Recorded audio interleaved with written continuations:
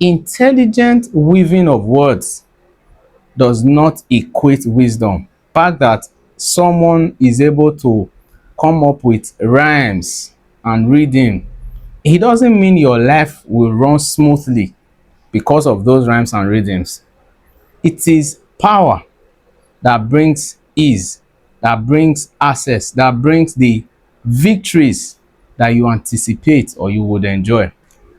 When I see Christians gravitate towards a preacher, majorly because of the preacher's eloquence or charisma, there's a mix of emotion that well up on my inside.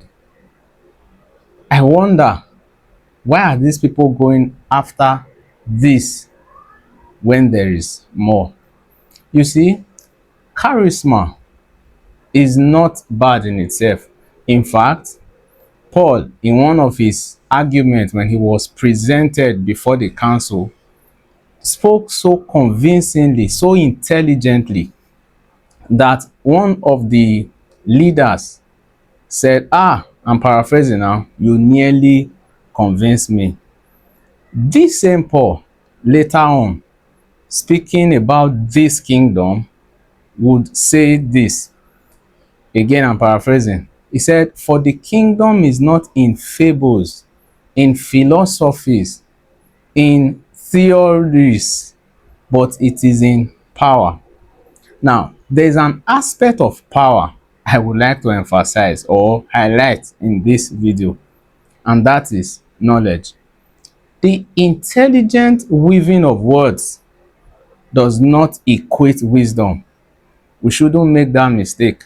The fact that someone is able to come up with rhymes and rhythm, it doesn't mean your life will run smoothly because of those rhymes and rhythms.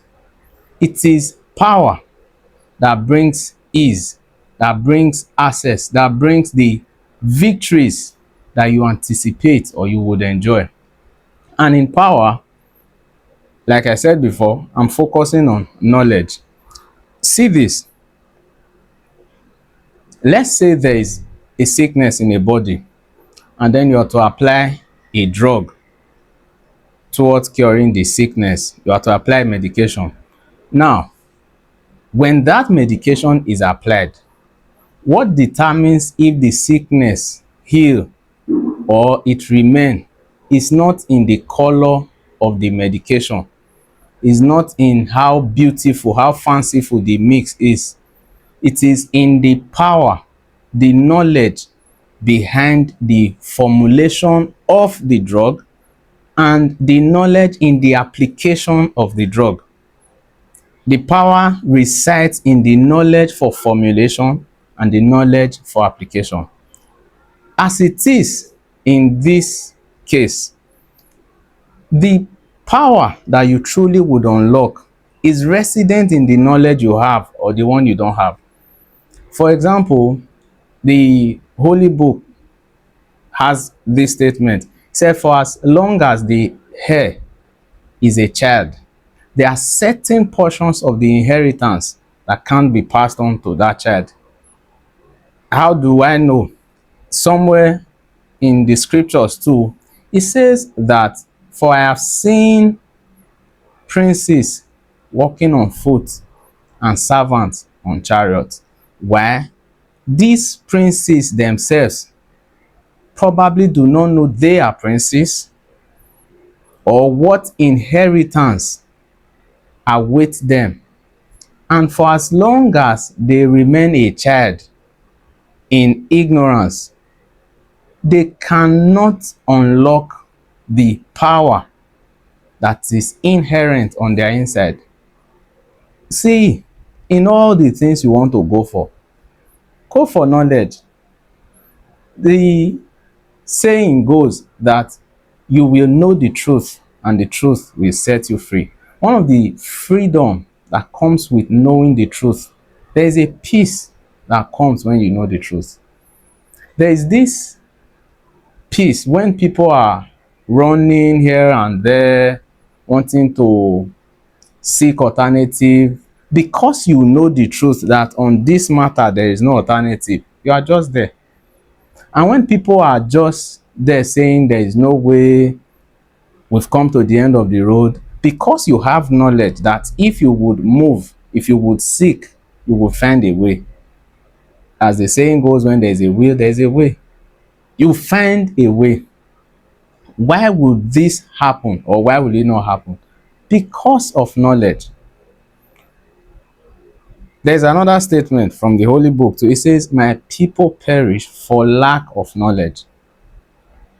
If they know, and this is not just the knowledge resident on your inside, the knowledge you act upon. The knowledge you act upon is the one that truly brings that freedom. So the people who perish, perish because they either do not know or they refuse to act. So as a believer, your quest, your focus should be to know. What is it? Healing, miracles? Go for knowledge. If it's about sickness, what knowledge do you have about healing, health?